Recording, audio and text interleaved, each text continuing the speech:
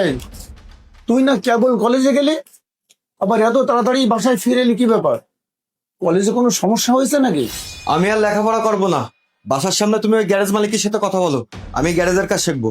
এই পর্যন্ত তোকে লেখাপড়া শেখাতে কত টাকা খরচ হয়েছে তুই জানিস? আর এখন কিনা বলছিস তুই গ্যারেজের কাজ করবি? প্রতি মাসে তুমি আমার পিছনে কয় টাকা খরচ করো? 10 থেকে 12 হাজার টাকা। আর আমি যদি অনার্স পাস করে কোনো চাকরি পাই তাহলে কয় টাকা বেতন পাবো? সর্বোচ্চ 15,000 টাকা। আর ওই যে গ্যারেজ মালিক, উনি তো কোনোদিন লেখাপড়াই শিখিনি, কোনোদিন স্কুল কলেজে যায়নি। উনি কত ইনকাম করে জানো? 50,000 টাকা মিনিমাম। এই, কথা আসতে বল। লেখাপড়ার একটা সম্মান আছে না? রাখো তোমার সম্মান। আমি এই লেখাপড়া শিখে চাকরি করতে গেলেই ঘুষ ছাড়া কেউ আমার চাকরি দেবে? দিবা তুমি? আছে? তোমার টাকা আছে? আর যে তুমি গ্যারেজের কাছে ছোট করে দেখতেছো, ওই লোক পৃথিবীর যে জায়গায় যাবে ওনার কর্মের অভাব হবে না। আর আমি এই লেখাপড়া শিখে এই যে সার্টিফিকেট বানাইছি, এই মুখস্থ বিদ্যার সার্টিফিকেট দিয়ে কি করব? আমার নিজের দেশে এর মূল্যায়ন হয় না, আর পৃথিবীর অন্য লোকের মূল্যায়ন করবে?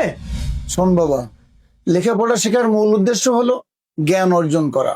আমরা মধ্যবিত্ত পরিবারের লোক, তোকে লেখাপড়া শিখিয়েছি।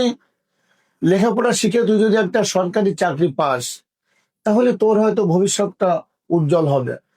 বাবা, তুমি কোন দেশে থেকে এই স্বপ্ন দেখো? তুমি কি জানো এই রাষ্ট্রের কাছে আমাদের মতো শিক্ষার্থীরা ফার্মের মুরগি? কি, তোরা ফার্মের মুরগি? ইয়েস পাপা।